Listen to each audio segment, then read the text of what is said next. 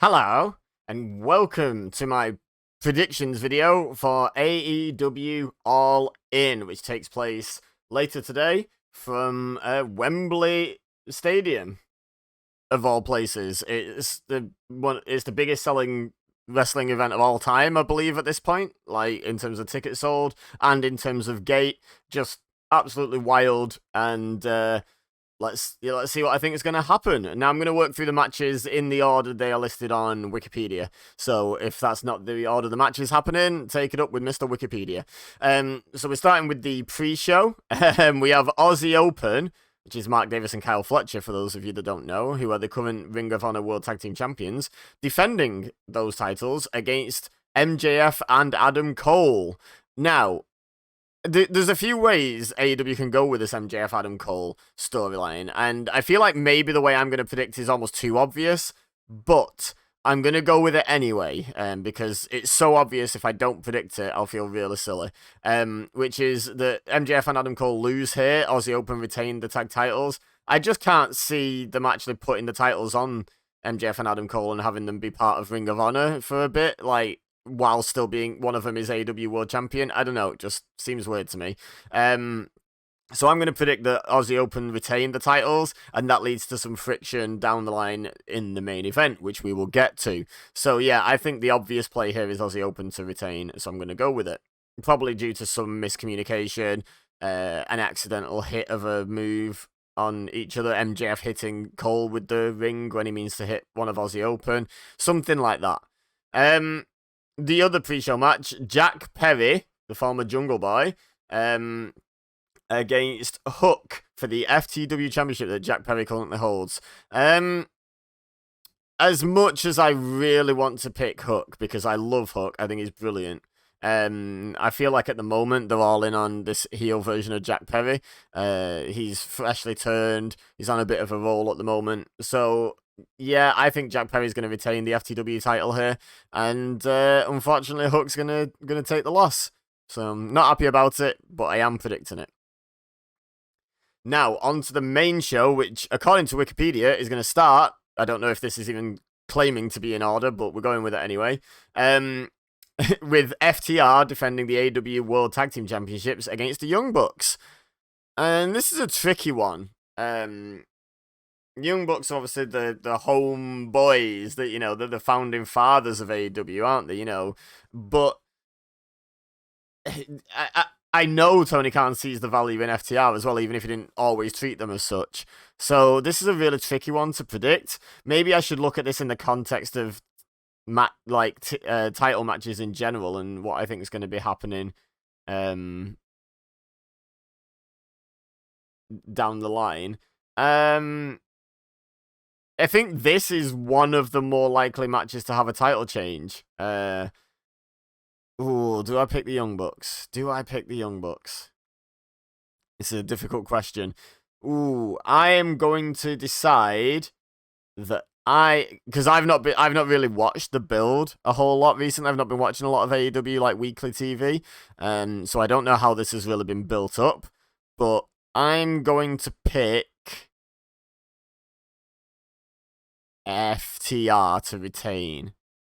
I don't feel like they've been champions that long. I feel like they've been done a bit of a disservice both times they've been tag champions, to be honest, in terms of number of defenses they've been allowed to actually put down on, on their resume, due to just not being used in that way, and etc, etc. So yeah, give them a title defense here against the Bucks. There's plenty of time for the Young Bucks to accumulate multiple tag team title reigns.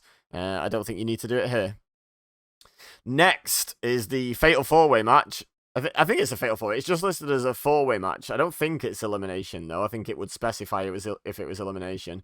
But it's for the AEW Women's World Championship. Hikaru Shida, who's a pretty new champion, and I kind of surprised me when I found out she'd won the title, to be honest. She's defending against Toni Storm, Saraya, and Dr. Britt Baker, DMD. Now, the obvious temptation in this match is to give the UK crowd pop by having the British person win, having Saraya pick up the title. But as was pointed out on another video I watched recently, Saraya's had like 4 singles matches in AEW, which to me implies they're still somewhat protecting her. She may be cleared, but maybe she's cleared with an asterisk like, but, maybe go easy on it, So is that a good idea to have that person leading your women's division as the world champion? Probably not.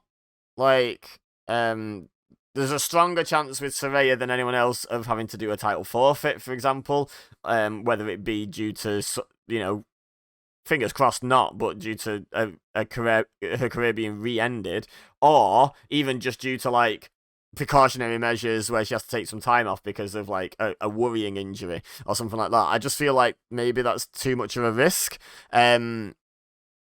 Obviously, there's Tony Storm and Saraya who are a team in this match, but apparently there's some sort of like friction, paranoia between them at the moment.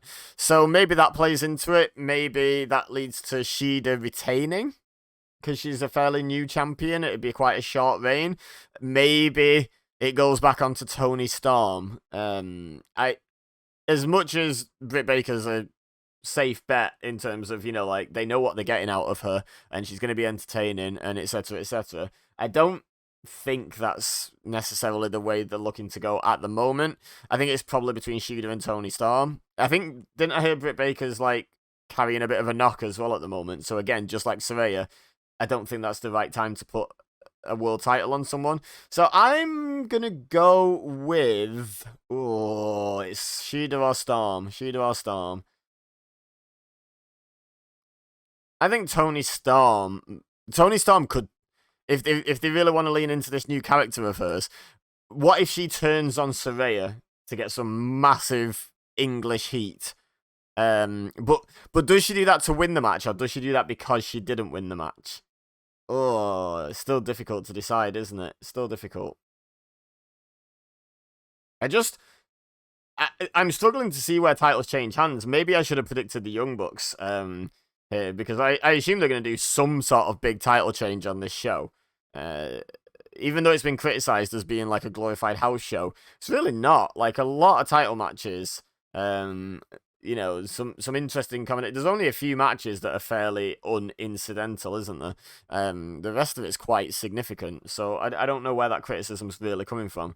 I'm gonna go with Shida, final answer. AEW generally like quite long title reigns, except the TNT title seems to flip-flop a lot. And Shida's not held that title for very long at this point, so I'm going to pick Shida. I'm picking a lot of retains. I'm expecting at least one of these to be wrong, if I'm honest. But, and I think it could well be this one. My second pick is Tony Storm by some distance, but I'm officially picking Shida to retain. Up next, we have the coffin match between Darby Allin and Sting. Not between those two, sorry. The team of Darby Allin and Sting and the team of Swerve Strickland and Christian Cage. Now, this was supposed to be Strickland and AR Fox, but on Dynamite this week, they did some weird massive swerve, and apparently it's to take AR Fox out of the match because he can't make it to the event, and he's got some backstage heat and blah, blah, blah. Honestly, putting Christian in is an upgrade. I don't know a lot about AR Fox in terms of in-ring, but in terms of who the fans would want to go to the show to see, I think most people would probably be more excited to see Christian Cage in person. Potentially the last chance for, like, a British crowd, than AR Fox, who they can wait for, Now, who's going to win this match? Surely it's Darby Allin and Sting. Christian Cage can eat losses as much as he wants. It doesn't affect him in the slightest. And I just feel like Swerve Strickland's lower down on the totem pole than Darby Allin, and Sting, does quite well in terms of results, despite being, a lot older. And Darby Allin and Sting are a much more established team. The coffin matches, revolves around Darby Allin more than it does. I just think Darby Allin and Sting win this one. Of course, the heels can always find a way. They've got a couple of people at ringside with them. They've got Luchasaurus and Prince Nana, I don't know, at ringside. So there's every chance they can cheat and get a win and get some heat. But I'm just going to go with Darby Allin and Sting. Up next, six-man tag team match, the Golden Elite, which is Kota Ibushi, hell yeah, Kenny Omega and Hangman Adam Page taking on Takeshita and Juice Robinson and Jay White. I don't know how to say Takeshita's first name, so I'm just going to skip it. So this match, if this was like how the whole card was, I'd understand the criticism of it feeling a bit like a house show, because this just feels a bit thrown together, in my opinion. However, I think this is going to be a fantastic match. Like, whether it matters for any great grand scheme of things or not, it's just going to be a great fun match, isn't it? And I expect the Golden Elite to win here. You know, Kenny Omega's an original in EVP, Adam Page is an original, Kota Ibushi is a big deal to get. Like, I don't think they're going to start feeding him to people straight away. Bullet Club Gold are kind of in the same boat as Christian Cage. They can just lose as much as they want and just get the heat back whenever they feel like. Takeshita's still pretty new, so as much as I'm sure they're keen to push him, they can push him by association and he can still lose matches in that push. Like, yeah, I just think the Golden Elite win there. Now, the Stadium Stampede match. This one's a weird one. Eddie Kingston, Orange Cassidy, Chuck Taylor, Trent Beretta, and Penta El Zero Miedo versus Moxley, Claudio Castagnoli, and Wheeler Yuta, and Santana and Ortiz, who, as far as I was aware until this previous week's episode of Dynamite, were still not on speaking terms, like estranged tag team partners behind the scenes. So I don't know if they've patched that up or if they're just working together because it's their job, and Tony Khan's told them, well, you're a tag team on my roster, so learn to deal with each other, you know, kind of thing. I don't know. It doesn't seem like the kind of guy to lay down the law like that, but every so often, I suppose you've got to. Yeah, I really don't know what to make of this. This is a weird one. Like, Eddie Kingston feels fine in here. Blackpool Combat Club, we know Kingston's issues with them. Santana and Ortiz, are they aligned with the Blackpool Combat Club? Wasn't at least one of them supposed to be Eddie Kingston's friend until recently? I suppose that was the swerve on Dynamite. The choice was made.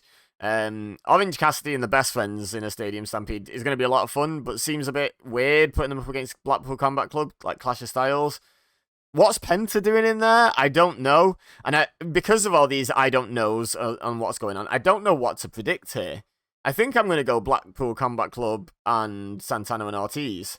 I really don't know. They've just come back, so maybe, you know, give them a win.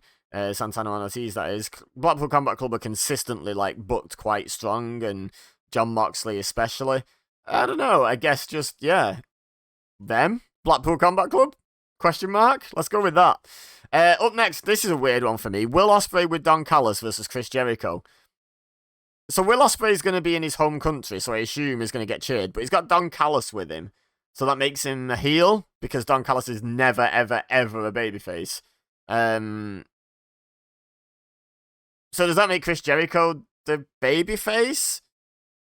Or is this a babyface with a heel manager versus a heel? I don't know what to make of this. And it's also weird because Chris Jericho's in the part of his career very clearly at this point where he's putting people over more than he's, you know, being pushed as a top guy. But Will Ospreay's not an AEW guy, so did they put Will Ospreay over because of their strong relationship with New Japan and they're happy to put over a New Japan guy and because it's his home country so they get the pop?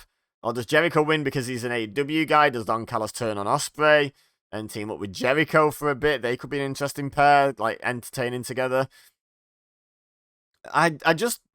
There's a lot on this card that I just don't know what to make of it. I'm gonna go with the safe bet and pick Will Ospreay in his home country to pick up the win. Big babyface pop. We don't get the Saraya win according to my predictions, and I think they're the only two Brits on the show. So yeah, let's go with Will Ospreay. Up next, CM Punk versus Samoa Joe for the, quote, real world championship that CM Punk's been carrying around, the world title that he never lost. I think Punk wins this. What does Joe do with the real world championship belt? Like, he could challenge the AEW world champion, I guess, and be like, unify or something. But this is CM Punk's story, this belt, isn't it? But the thing is, he's already beat Joe, and I think they've kind of watered down a bit the whole concept of how CM Punk never used to be able to beat Samoa Joe back in the Ring of Honor days. I feel like they could have told a really interesting story where he still wasn't able to leading into this match, and then he finally gets the win. But at this stage in their respective careers, CM Punk is clearly higher up the card than Samoa Joe. His story is the real World Championship. He needs that belt to... The story kind of stutters and falls if he loses that title before he gets the unification match, right? Which is, I assume, where they're going eventually. They may even go there as soon as All Out. Like, I don't know. But, yeah, I just feel like... Yeah, I feel like CM Punk could retain here and then come out to challenge the winner of the main event for All Out, because it's in Chicago, and he'll know he has the hometown advantage, so of course he wants to do it there. In character, I mean. Yeah, I'm going to go with Punk to retain. I feel like this one's fairly clear-cut. I was trying to deliberate the scenario where Joe wins, and I just can't really make it make sense. Next match, 6-man tag match for the AEW World Trios Championship. House of Black defending against Billy Gunn and the Acclaimed. I don't think there's much danger of Billy Gunn and the Acclaimed winning here. I feel like it's going to be a fun match, and the crowd will be super into it and super behind the Acclaimed and Billy Gunn. But I don't think you give them the titles over House of Black. So I'm going to go with House of Black. And this is just this is my problem. This is all retains leading into the main event at this point. So do I kind of have to pick Adam Cole because I think they're going to do a title change on the show? Or do I just pick all the retains because I think they're going to do like a title change, maybe 2 tops? So by the numbers game, I'm going to be right more than I'm wrong if I just pick all the champions. But that's not how I do predictions. I do predictions based on what I actually think is going to happen, not the numbers game. But yeah, I think House of Black are going to retain here. And then in the main event, as mentioned, it's MJF defending the AEW World Championship against Adam Cole, his best friend. So like I said at the start of this video, I feel like something's going to happen in the pre-show match where MJF and Adam Cole cost each other somehow. So there's going to be like little hints of friction here. I'm seeing a lot of people predicting Adam Cole's going to be the one who turns on MJF here and wins the world title. I still have it in the back of my mind that the big story, the big overarching story they're trying to tell with MJF is keeping him as champion into 2024, into those negotiations, the sort of holding the title hostage thing.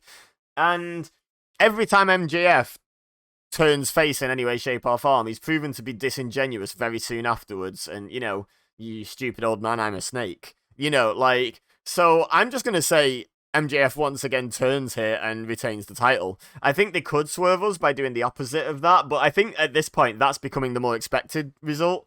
So the actual swerve would be to turn MJF heel, weirdly enough.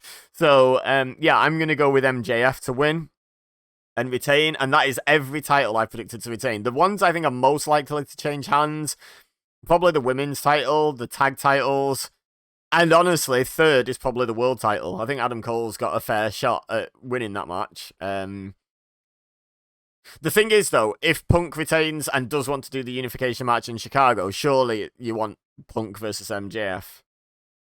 Like, you know, finish that story, tie it up with a nice little bow on top. Punk Adam Cole could be a lot of fun, don't get me wrong, but I think you want Punk MJF, don't you, All Out, if they're going to do it that soon. So, yeah, I'm going to go with MJF. So, let's recap the results I'm going to pick. I'm going to pick Aussie Open over MJF and Adam Cole. I'm going to pick Jack Perry over Hook, as much as it pains me. FTR over the Young Bucks, as much as it doesn't pain me. Shida to retain the women's title in the 4-way, Darby Allin and Sting to win, the Golden Elite to win their 6-man tag match, Blackpool Combat Club to win Stadium Stampede, and Santana Ortiz. And I've just realised that's the only match on the entire card I'm not predicting the first one listed on Wikipedia, which is incidental, but just a thing I noticed. I'm going to pick Will Ospreay to beat Jericho, Punk to beat Samoa Joe to retain? Would Joe even get the title if he won? I don't know. But Punk to retain the world title, the real world title, House of Black to retain the Trios Championships, and MJF to retain the AEW World Championship. I think one of the title predictions is going to be wrong. I feel like they're giving the crowd something. They are going to do a title change. But in my opinion, they're my predictions. Let me know in the comments where you think I'm wrong, where you think I'm right, what you agree with, what you disagree with, what you think's going to happen. As much detail as you so wish. Happy to discuss in the comment section. Don't forget to subscribe if you're new here and you'd like to see more wrestling content from me. But for now, all I have left to say is thank you very much for watching. As always, I've been EBEZA, you've been amazing, and I'll see you next time.